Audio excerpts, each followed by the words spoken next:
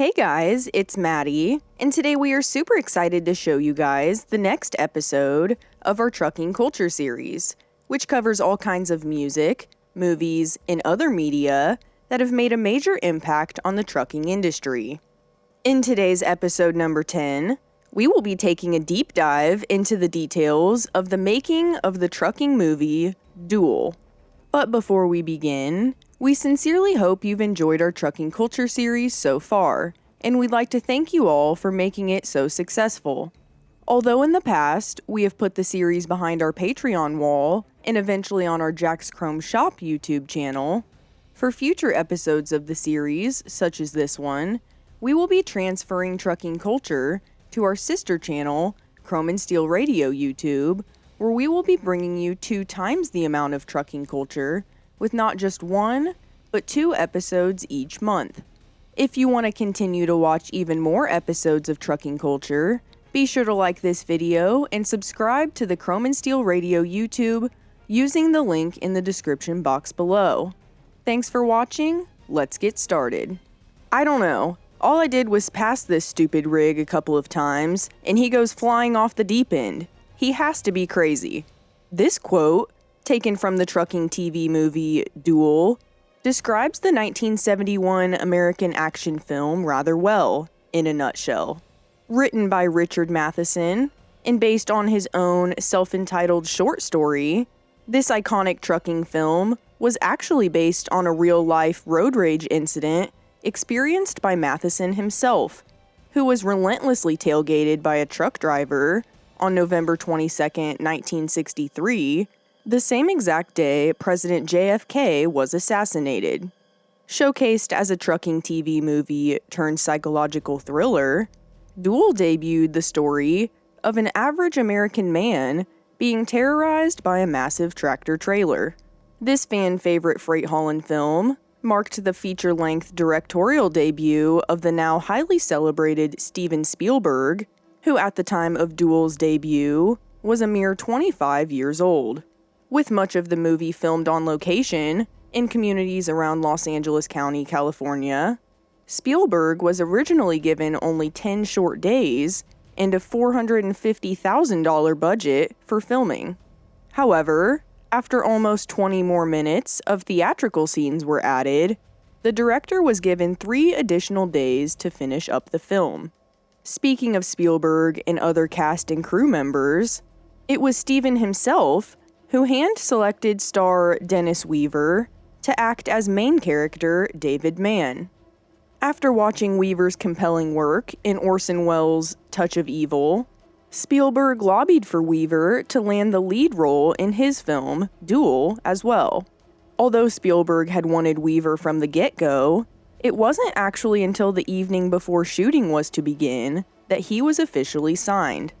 Alongside actor Dennis Weaver was perhaps the movie's true main character, the truck.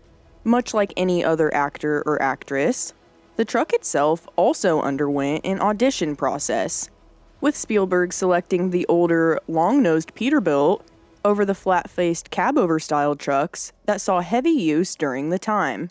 Spielberg stated that he chose the conventionally styled semi-tractor because of its long hood, split windshield, and round headlights, which gave the truck a bit more of a defined face and also gave a better feel for its menacing personality.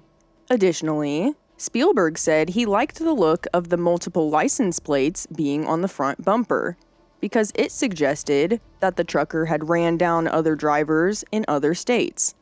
Altogether, 3 trucks were used in total for filming, with the first and original model being a 1955 Peterbilt 281, and the latter 2 Peterbilts being 351s, one from the year 1961 and one from the year 1964. Of the 3 trucks, only 1 rig remains intact to this day, and is currently owned by big rig connoisseur Brad Wyke of North Carolina.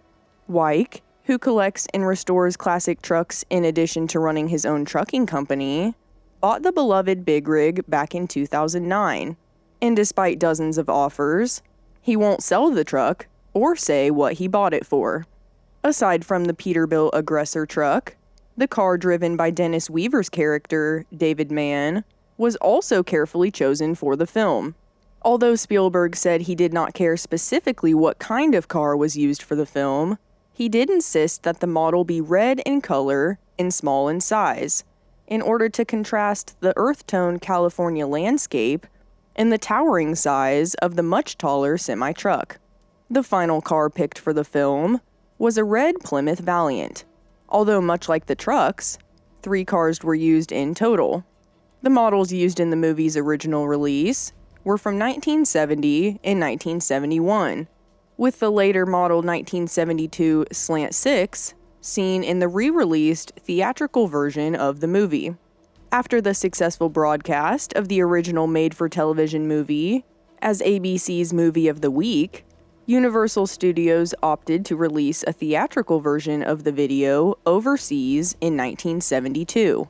Following the film's outpouring of positive reviews, over time, it has been regarded by some as one of the best TV movies ever made, earning it an Emmy Award for Outstanding Achievement in Film Sound Editing in 1972, as well as spot number 67 on Bravo's 100 Scariest Movie Moments in more recent years. Speaking of excellent sound editing, throughout the movie, there tends to be very little dialogue by characters or between characters, and absolutely none whatsoever from the truck-driving antagonist. This, according to Spielberg, was done intentionally, in order to allow the setting and the scene to speak for themselves, which also in turn allowed the movie to center its focus around making visuals and menacing audio. This use of sound, or rather the lack thereof, was a tactic used to keep the audience in constant suspense, something Spielberg said he was inspired to use from Alfred Hitchcock. Aside from a scary sound, the script made certain that the unnamed truck driver and overall villain of the film remains sight unseen aside from small shots of his arms and boots. This was also done intentionally to focus on the real villain of the film, the truck itself, rather than the driver, and to also help portray a possible diabolic presence. Serving as the first stepping stone into Steven Spielberg's spectacular career in showbiz, as well as an iconic introduction of the trucking industry being brought to the big screen, Duel definitely outdid itself as the first official trucking television/movie series. In fact, many would credit this cult classic film for starting the trucking and CB radio craze that took the 1970s by storm. Although the big rig movie might not seem very scary by today's standards, at its debut, Duel saw rave reviews as the trucker flick tapped directly into perhaps people's biggest driving fear of all time: the fear of the unknown. Thank you so much for watching our all-new Trucking Culture series featuring Duel. Before you leave, make sure you like the video, check out the other videos on our channel, and subscribe as we continue to grow our Chrome and Steel Radio YouTube account. We have already surpassed our goal of 400 subscribers, so thank you all so much for your continued support for our channel and our sister channel, Jack's Chrome. If you have any questions, comments, concerns, or anything else you'd like to talk to us about, please be sure to tune in to our other shows, including A Daily Dose of Hope with your favorite yogi, Miss Hope Zavara, Bull Haulin' BS with crazy cow haulers Jerry Novak and his son Tyler, The Chrome Corner with host Dave Coleman, and last but certainly not least, the Out on the Road show with our very own Bill Weaver. If you'd like to stay up to date with the new projects we have coming, please follow us at Chrome and Steel Radio on Facebook, Twitter, and Instagram. Be sure to stop by the site and search through our selection of Chrome and Steel Radio shirts, available in a wide range of sizes, spanning from small to 5XL. Thanks for watching. We'll see you next time on Chrome and Steel.